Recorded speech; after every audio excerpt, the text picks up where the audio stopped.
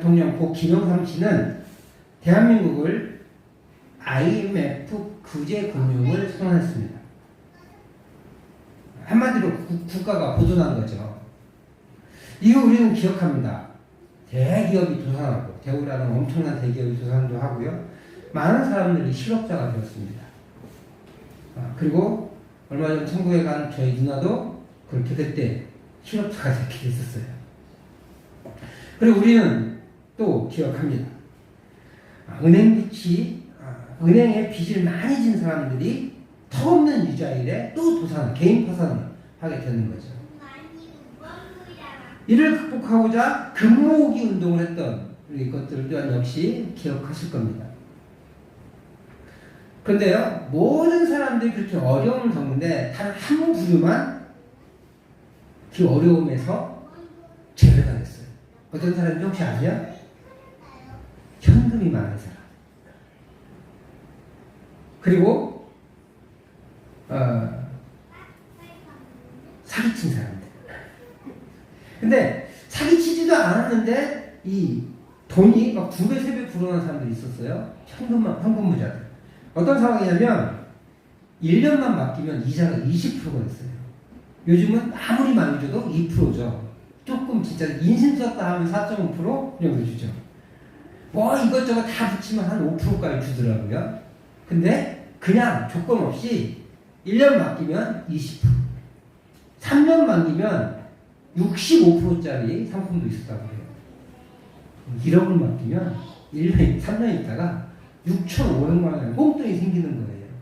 근데 1억도 솔직히 힘들긴 하지만 한국에 많은 사람들은 10억, 20억 그렇게 있었잖아요.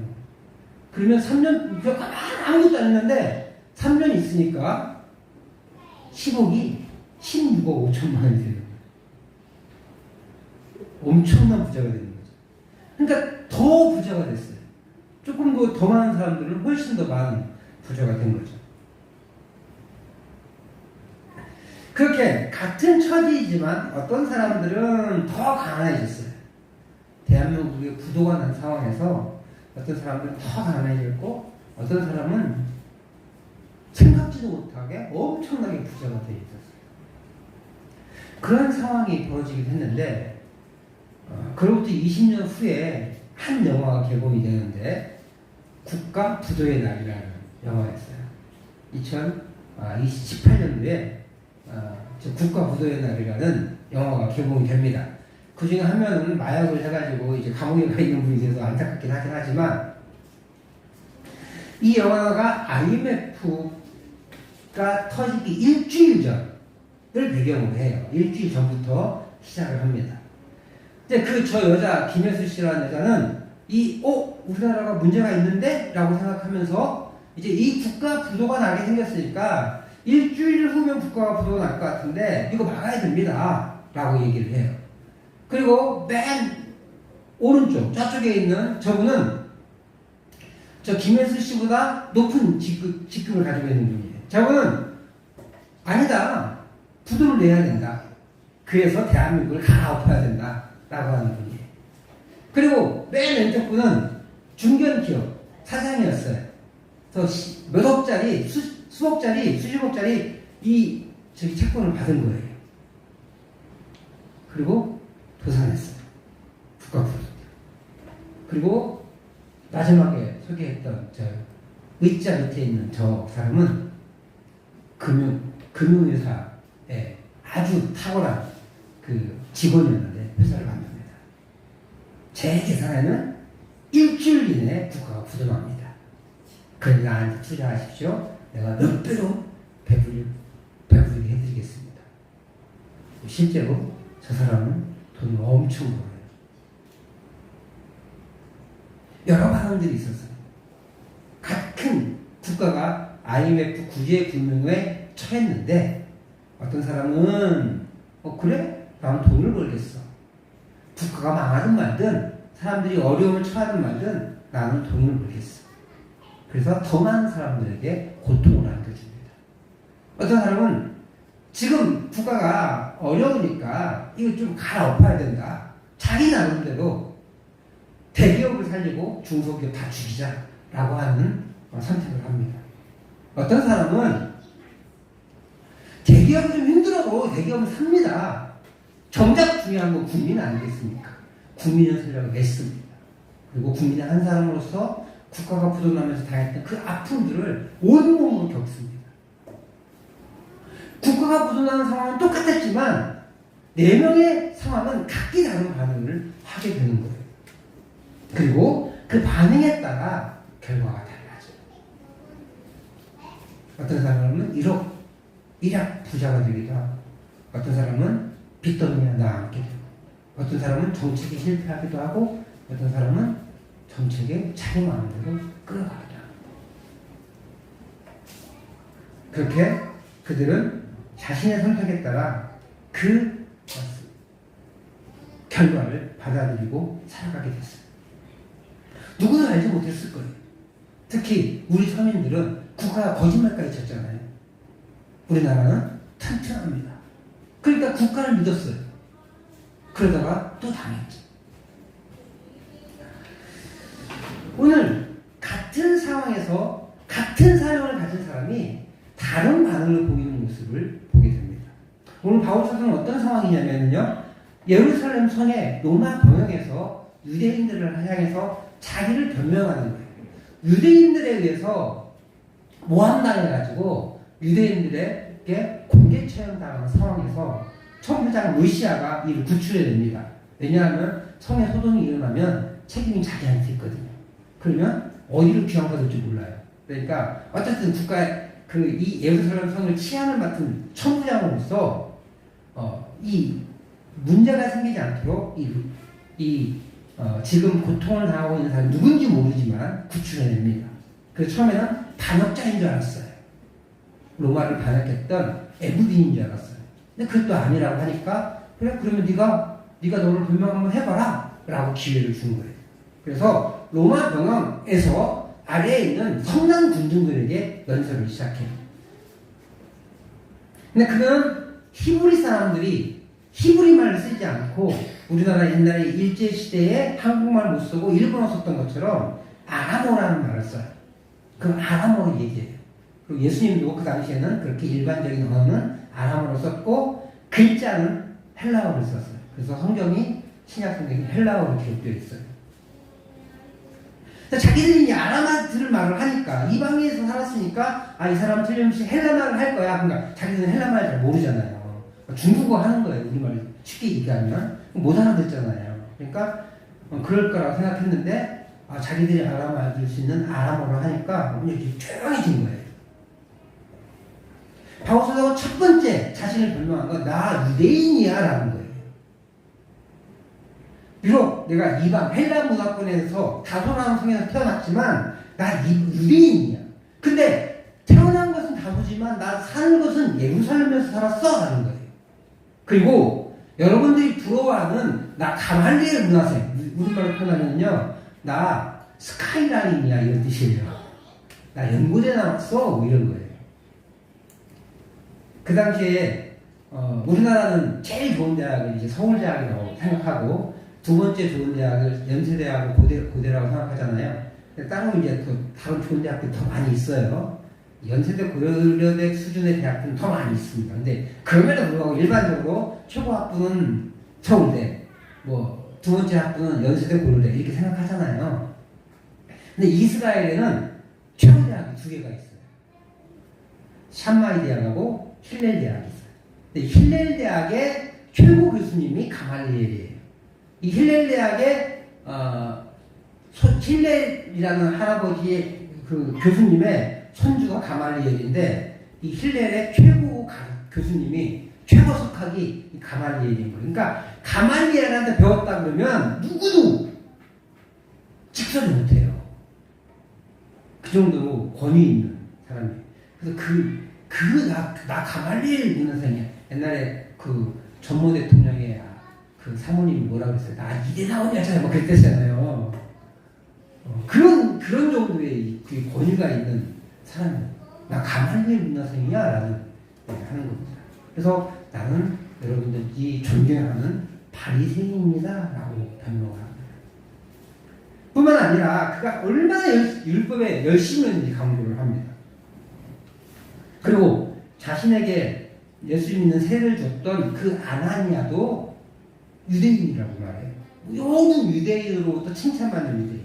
우리 사도행전 22장 12절 말씀을 한번 같이 읽어보도록 하겠습니다. 시작. 율법에 따라 경건한 사람으로 거기 사는 모든 유대인들에게 칭찬을 듣는 아나니아라 하느니라.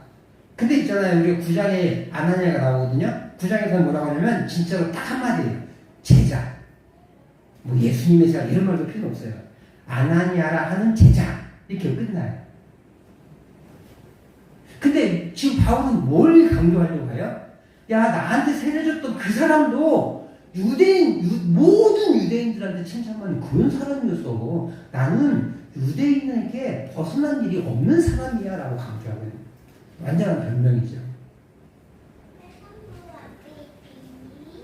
그런 그가 예수를 믿게 된 것은, 그런 내가 예수를 믿게 된 것은 사실은 예수쟁이들 잡아 죽이려고 그러다 그런 거야 라고 시작한 거죠. 내가 달면세우고 가고 있는데 내가 박해하려던 그 예수쟁이들을 믿는 그 예수님이 나타나서 나를 부르셔서 내가 예수님을 믿게 되었다. 그래서 예수님을 믿게 된 경위가 예수쟁이들을 핍박 박해하기 위해서라고 말해요. 그래서 자신이 얼마나 유대교에 헌신했는지를 보여주는 거예요. 이렇게 첫 번째 변명을 시작합니다. 근데 이제 바울 사도가 주로 어디서 활동해요? 이방에서 활동하잖아요. 유대, 헬라 문화권, 그다음 유럽 문화권 이쪽에서 많이 활동하잖아요. 그러니까 내가 왜 헬라 문화에 이방인들에게 복음을 전했는지를 설명하는 거예요. 두 번째 챕터가 바로 이방인의 사도가 된 경우를 얘기해요. 17절 말씀 같이 한번 읽어보도록 하겠습니다. 시작. 후에 내가 예루살렘으로 돌아와서 성전에서 기도할 때 황홀함 중에 하나님께 응답을 받았는데 기도할 때 내가 이제 어떤 환상을 보게 된 거예요.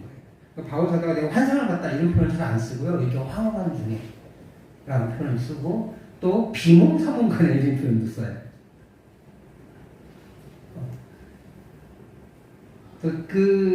사실은 구약의 선지자들이 이 예언을 받을 때요, 이런 황홀함이 중에 또 혹은 비몽사몽간에 갔습니다. 자신의 정체가 없는 거예요. 근데 베드로 사도도 이방인 고넬료에게 세례를 주러 가고 했을 때도 졸려할 때가 있잖아요. 밥 먹기 전에 기도하러 갔는데 비몽사몽간에 이렇게 꾸벅꾸벅 존 거예요. 그때 하나님께서 역사하셨거든요. 그러니까 하나님께서 꿈으로 예언하실 때 저렇게 내 의지를 내려놓는 그 순간에 말씀하시는 것 같아요. 황홀한 중에 근데 황홀한 중에 어디에서 기도할 때예요? 성전에서 기도할 때. 그러니까요, 바울 사도는 유대교를 이렇게 벗어난 적이 없어요, 사실은. 근데 뭐가 중요했어요, 바울 사도는? 유대교를 뛰어넘는 게 중요했지 유대교를 반대한 적이 없는 거예요. 왜 성전에서 기도해요? 유대의 전통에 벗어나지 않았으니까요. 유대교에서 믿는 하나님과 기독교에서 믿는 하나님이 동일한 하나님이니까요. 다만 뭐가 바뀌었어요? 제사에서 예외로 바뀌었을 뿐이에요. 제사를 드리지 않아도 되는 것 뿐이었어요. 왜요? 제사가 완벽한 제사로 단번에 드린 예수 그리스도의 제사로 완벽히 이루어졌기 때문에 더 이상 제사가 의미가 없어졌기 때문에 그래요. 그래서 기독교는 제사를 드리지 않는 거예요. 그러나 그렇다고 해서 성전에 들어가지 않은 게 아니라는 거예요. 성전 예배는 여전히 그에게 중요한 요소였고 성전 기도는 중요한 하나님과의 교제였어요. 근데 이 성전에서 기도할 때 어떤 일이 벌어지냐면 예루살렘으로 나가라고 해요. 빨리 나가라고 해요. 근데 이 시기에 예루살렘에서 방문했을 때 사도가 예루살렘을 방문했을 때 그 예루살렘을 나가게 된 경위는 10장 15절에서 나오는 그 경위는 어떤 상황이냐면 예루살렘에서 복음을 전하니까 이 바울 사도를 죽이겠다는 결사자가 조직되잖아요. 그것을 이제 사도들이 알았어요. 그래서 주의 형제들이 결사들을 피해서 사도를 가이사랴까지 가가지고 가이사랴에 배 타고 다소로 보내거든요. 근데 오늘 바울 사도는 뭐라고 하냐면 하나님입니다. 10장에서는 딱 이렇게만 얘기해요. 외적인 이야기. 근데 사도는 오늘 기도하다가 고향으로 돌아가요.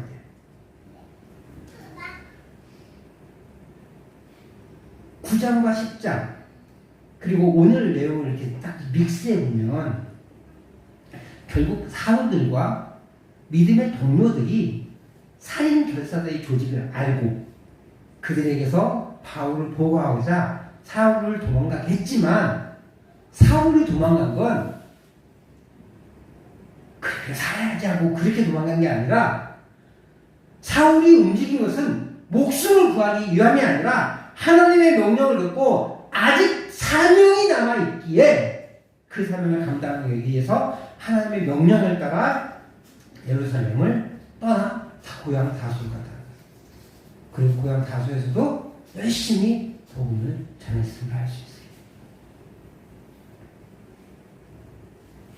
그렇게 사도는 예루살렘을 떠날 때도 단순히 도망친 것이 아니라 하나님의 명령에 순종한 것이었음을 오늘 밝히고 있어요. 바울 사도는 사명을 받았습니다. 그리고 그 사명에 순종하기 위하여 목숨을 유지했고 때로는 목숨을 걸고 예루살렘에 입성하기도 했습니다. 오로지 바울 사도는 사명에 순종하기 위하여 움직였고 멈췄고 길을 갔습니다. 하나님의 말씀은 예루살렘에서 나가는데 사도 바울의 증언을 그들은 듣지 않을 것이기 때문이라고 말합니다.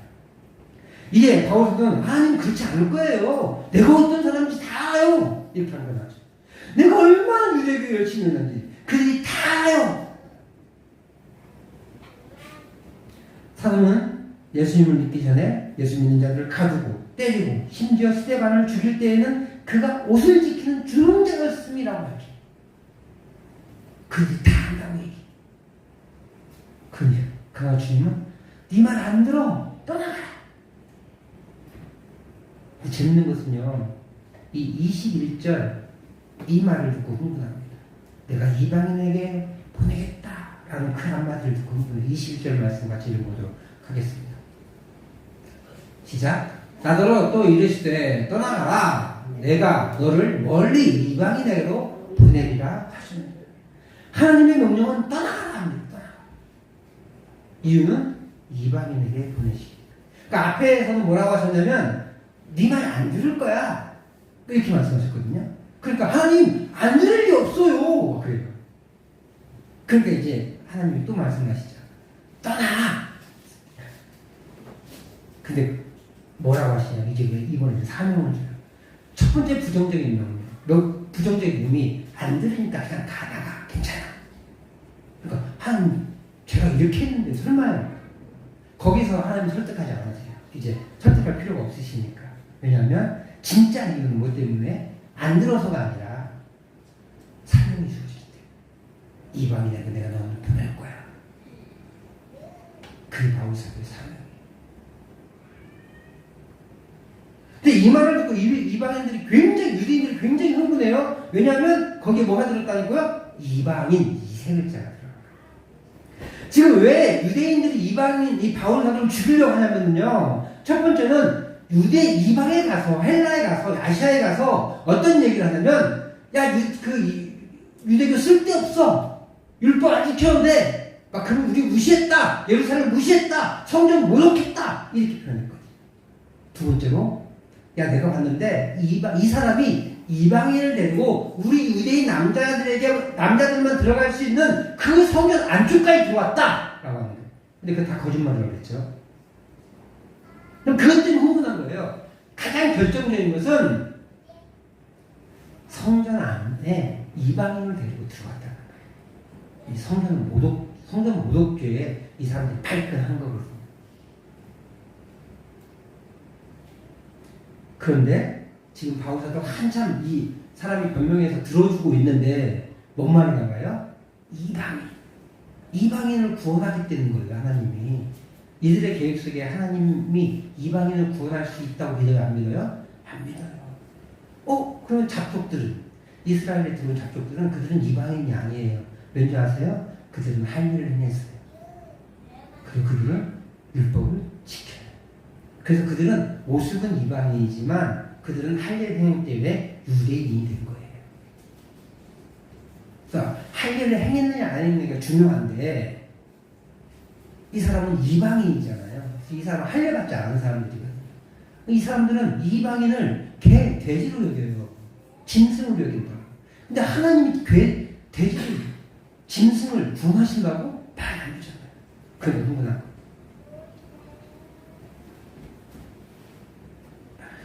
그들은 오직 자신들만 구원에 이르고 유대인이 되어야만 구원에 이를 수 있다고 믿은 거예요. 그렇게 그들은 오만하고 방자했습니다. 그들은 그렇게 사명은 있고 지위만 누리려는 욕망이 차 있었습니다. 그럼 이스라엘 사명이 뭔데?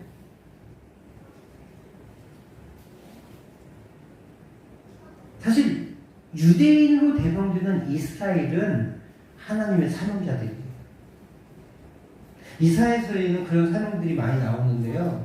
제가 가장 좋아하는 그 구절 중에 하나가 이 백성은 내가 나를 위하여 지었나니 나를 내 이름을 찬송하게 하려 합니다. 이 이사야 고백을 제가 참 좋아합니다.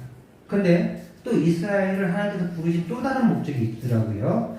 이사야 49장 6절 말씀이에요. 같이 읽겠습니다. 시작. 그가 이르시되 내가 나의 종이 되어 야곱의 지파들을 일으키며 이스라엘 중에 보존된 자들을 돌아오게 할 것은 매우 쉬운 일이라. 내가 또 너를 이방의 빛으로 삼아 나의 구원을 베풀어서 땅끝까지 이르게 하리라. 이 이사야 49장 6절 말씀 별명이 있어요. 종의 노래라는 별명이에요. 종의 노래. 이사야에는 종의 노래가 4번 나오는데 그 중에 가장 대표적인 게 이사야 49장인데 이 종은 누구냐? 예수님이에요. 나의 종 있을 때 학자들은 다 나중에 예수님이라고 인정합니다. 그런데 예수님이 최종적으로는 이 나의 종이 누구냐? 예수님이 분명히. 그래서 예수님이 이스라엘의 보존된 자들을 돌아오게 할 거고 이방의 빛이 되어서 그들을 구원할 거다. 그래서 지금 우리도 예수님을 통해서 구원에 이르게 됐잖아요. 그래서 예수님이 우리의 이방의 빛이 된 거예요. 우리가 이방인이잖아요. 그러니까 예수님이 우리의 빛인 거예요. 그런 표현이에요. 근데 구체적으로 너로 표현된 이 말은 예수 그리스도이기를 의미하지만, 그래서 최종적인 의미를 갖지만 이 너라는 인물이 이스라엘이라고 말하는 대목이 나와요. 이 종의 노래에 포함된 49장 3절인데 같이 한번 읽어보도록 하겠습니다. 시작. 내게 이르시되 너는 나의 종이요 내 영광을 내 속에 나타낼 이스라엘이라 하셨습니다. 물론 여기서 다시 말하면 궁극적으로는 예수님을 얘기해요. 아시죠? 예수님을 얘기하는데 내 영광을 내 속에 나타낼 이스라엘이라 하셨습니다. 그러니까 이스라엘이라는 이름은 예수님을 의미하는 것이고 또 동시에 이스라엘 자체를 의미하는 거예요. 생각해보세요. 이사야 말씀을 들은 그 백성들이 예수님을 생각했겠어요? 못했겠어요? 못하죠. 그래서 이 사람들은요, 우리에게 메시아가 오는데 메시아가 누굴까? 막 고민합니다. 그래서요, 좀 전쟁에서 좀 잘하잖아요. 그럼 이 사람이 메시아인가? 라고 생각해요. 그래서, 히스기야를 메시아를 생각해요. 전쟁에서 승리했잖아요. 그 다음에 시세기의 아들 요시야를 메시아를 생각합니다. 종교개혁을 일으켰잖아요. 그리고 바벨론 포로 이후에 그 이스라엘 백성들 들어와서 이 예루살렘 성을 건축하고 성전을 건축한 스룹바벨을 또 메시아로 생각합니다. 자꾸 그렇게 그 사람들은 그렇게 생각할 수밖에 없어요. 근데 우리는 아는 거예요. 다 역사를 지나갔으니까. 최종적으로 예수 그리스도가 이 종의 노래의 주인공이라는 걸 아는 거죠. 그러면서 이 이스라엘이라는 단어를 뭐로 이해했겠어요? 자기로 이해하는 거예요. 그러니까 앞에서 읽은 6절도요, 1차적으로는 이스라엘로 이해해야 돼요. 그렇게 이스라엘을 하나님은 이방의 빛으로 부르신 거예요. 실제로 이스라엘을 닮은 사람이 있잖아요. 어떤 사람들? 유대교를 귀의하는 사람들. 이 사람들은 차별하지 않습니다. 제가 계속해서 말씀드리는 그 우리아 그 히타이트 민족이에요. 다른 민족 사람이에요. 근데 우리아는 다윗의 중요한 30명의 군대 대장 중에 한 명이잖아요. 차별이 있으면 어떻게 갈 수 있겠어요? 이런 표현이에요. 비하바라면서 죄송한데 흑인 계열이나 동남아 계열이 우리나라에 왔어요. 들어왔어요. 이 사람이 한국으로 귀화했어요. 그 사람이 대통령이 될 수 있는 확률이 몇 퍼센트일까요? 우리나라 대통령이 되는 우리나라 국방장관이 될 확률이 몇 퍼센트일까요? 지금 미국이 대선이 있었죠? 흑인 여성 대통령이 지금 후보가 올라왔어요. 희박하다는 거예요. 근데 얼마 전에 흑인 대통령이었던 지원 유세를 시작했죠. 그때도 마찬가지였어요. 최초의 흑인 대통령이냐, 최초의 여성 대통령이냐. 여성보다는 흑인이었어요. 지금은 더 문제가 어려워요. 흑인인데 여성이어야 돼요. 우리나라도 마찬가지예요. 어떤 분이 이렇게 심각하게 얘기하더라고요. 한국 사람이 외국의 회사에서 임원으로 승진할 확률이 거의 없다는 거예요. 왜 그런지 알라고 하면서 봐요. 생각해봐. 니네 회사에 들어왔어. 흑인이 혹은 동남아 사람이 임원으로 승진하면 너 그 사람 밑에서 일할 수 있겠어? 그렇게 물으니까 사람들이 다 놀라는 거예요.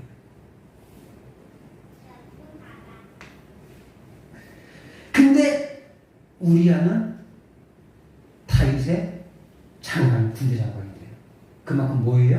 차별이 뒀다는 거죠. 그렇게 신앙 공동체로서 탁월한 그 공동체가 이스라엘이었어요. 그리고 그 이스라엘에 귀의하는 이방의 빛이 되는 그런 역할들을 이스라엘이 감당했다는 거예요. 그렇습니다. 이스라엘은 이방의 빛의 사명을 감당해야 돼요. 구약의 이스라엘은 이방의 빛이 되어 그들을 하나님께로 오게 하는 역할을 하는 거예요. 그리고 그 역할들을 많지는 않지만 잘 감당했어요. 근데 그게 한계가 있잖아요. 지역적인 한계, 인종적인 한계. 그래서 누가 오시는 거예요? 이방의 빛이, 궁극적인 이방의 빛인 예수 그리스도에 있다면 오시는 거거든요. 그리고 만약 그것 때문에 우리도 이 나라에서 이스라엘, 영적인 이스라엘 백성으로 살아갈 수 있는 거예요. 안 그랬으면 어디 가야 돼요? 우리 다 이스라엘로 가야 돼요, 지금. 할례 해야 되고요. 이스라엘 복장 찾고 율법 지키고 그렇게 살았어요. 물론 율법을 지키지 않으면 잘못된 거지만 참된 그리스도인이라 할 수 없지만 율법을 다 하나하나 지사지면서 지켜야 했다는 거예요. 지역적인 한계가 있죠. 우리나라의 유대인들이 몇 명이나 살 수 있을까요? 없지 않겠어요. 그래서 예수님이 이 땅에 오셔서 참된 이방의 빛이 된 거예요. 그런데 그게 사명인데 그 사명을 그들은 감당하지 않는 거예요. 이방인도 구원받을 거야 하니까 댓글 던지고 옷 찢어버리고 막 그러면서 고함 지르는 거죠. 저 새끼 죄송해요. 저놈 죽여버려. 저놈은 살려주면 안 돼. 그러면서 막 항변하는 거죠. 22절 23절 말씀 같이 한번 읽어보도록 하겠습니다. 자, 이 말 하는 것까지 그들이 듣다가 소리질러 이르되 이러한 자는 이 세상에서 없애버리자 살려줄 자가 아니라 하여 떠들며 옷을 벗어 던지고 티끌을 공중에 달리니. 얼마나 그 개강된지 알겠죠. 그러니까 제가 아까 얘기했던 실수로 나왔던 그 말들이 이들의 입에서 튀어나온 거예요. 바울 사도와 유대인들 비교가 되시나요? 바울 사도는 순종했습니다.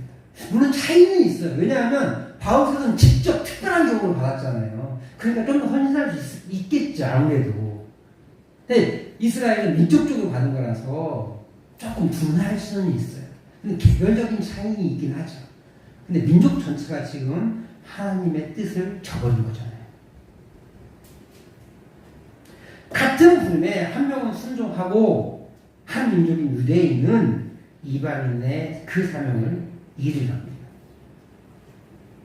그들은 전혀 믿음으로 반응하지 못하고 있는 거예요. 그래서 유대인들은 바울 사도의 그 변명의 말을 끝까지 듣지 않고 중간에 이방인 소리를 듣고 그냥 그렇게 흥분해서 흥분하고 말았어요. 반면 바울 사도는 죽음의 순간에서라도 하나님의 뜻을 따르고자 합니다. 사랑하는 성도 여러분, 그런데요, 두 사람의 결말이 어때요? 좋지 않아요. 바울 사도는 감옥에 갇힙니다. 2년간 투옥되었다가 로마로 끌려가는데 역시 그 가택이 없는 상태로 빠지게 돼요. 감옥에 갇히는 그 모습을 보면서 쾌재를 불렀을 거예요. 앞으로도 계속 보겠지만 가이사라로 가거든요. 가이사라에 이 사람들이 또 거기까지 쫓아가요. 그리고 죽이려고 40인 사생결단 또 결사단 다시 조직하고요. 그러니까 쾌재를 불렀지만 아직 완벽하지 않으니까 이 40인 결사들을 23장 12절에 조직하거든요.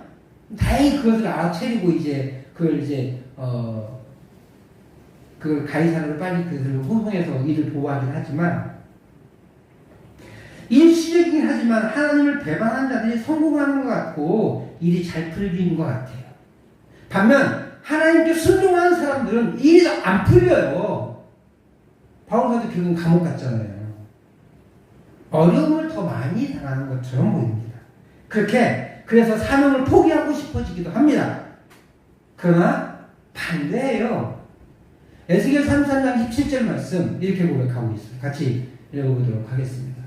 시작. 그래도 내 민족은 말하기를 주의 길이 바르지 아니하다 하는도다. 그러나 실상은 그들의 길이 바르지 않아요. 무슨 말이냐면 반역을 계속하는 이스라엘에게 하나님이 처음 약속했어요. 너희들 내 백성이야. 내가 구원하고 지켜줄게. 라고 했는데 계속 범죄해요. 그래서 심판해.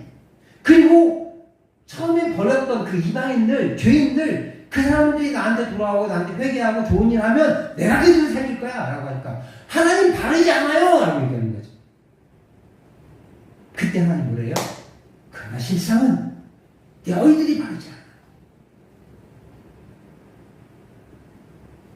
그러나 실상은 이스라엘 너희들이 잘못됐어. 라고 말씀합니다. 그 말씀처럼 지금 성공했던 것처럼 보이는 유대인들은 결국 실패할 거라는 거예요. 그들은 결국 패망할 겁니다. 그래서 결국 AD 70년 디도 장군에 의해서 이 예루살렘 성전이 완전히 회파되고 다시는 건축되지 않아요. 제3 예루살렘 성전이 건축될 거다 얘기하는데 아직까지 건축되지 못했어요. 마찬가지로 사명을 감당하지 않고 자신의 먹거리에만 매달린 영적 유대인들은 우리 그리스도인들이 있다면 그들도 패망하고 날 거예요. 지금은 먹고 살만 하겠죠. 먹고 사는데 집중하는데 먹고 살만 해야죠. 그러나 결국 먹고 살다 끝날 거라는 거예요. 우리의 신앙에 고난이 있을 수 있어요. 그러나 그것은 실패가 아닙니다. 바울 사도의 일생이 그렇게 안락하지만은 않았어요. 그러나 그는 행복했습니다. 그의 사명 안에, 그분의 사명 안에 있었기 때문에 그는 행복할 수 있었습니다. 우리의 인생의 목적이 안락이 아니길 바랍니다. 행복이길 바랍니다. 그런데 안락이 행복은 아니에요. 안락함이 행복은 아니에요. 고난 속에서도 참된 행복은 우리 주 예수 그리스도 안에 있습니다. 그리고 그분이 우리에게 허락하신 사명을 감당함에 있습니다. 바울 사도는 이 비밀을 알았어요. 그렇기에 그에게 맡겨진 사명을 위해 목숨도 아까워하지 않았던 거예요. 저 성도님들이 하나님의 사명에 우리의 삶을 맡길 수 있기 바랍니다. 안락을 추구하는 게 아니에요. 행복을 추구할 수 있기 바랍니다. 무엇보다 이 행복이 세상적인 행복이 아니라 우리 예수 그리스도의 안에서의 행복이기를 소망합니다. 그렇게 저와 여러분들이 하나님의 사명을 감당하여 하나님의 기쁨이 되고 하나님의 영광과 찬송이 되는 그런 성도님들 되시기를 다시 한번 주의 이름으로 축복합니다.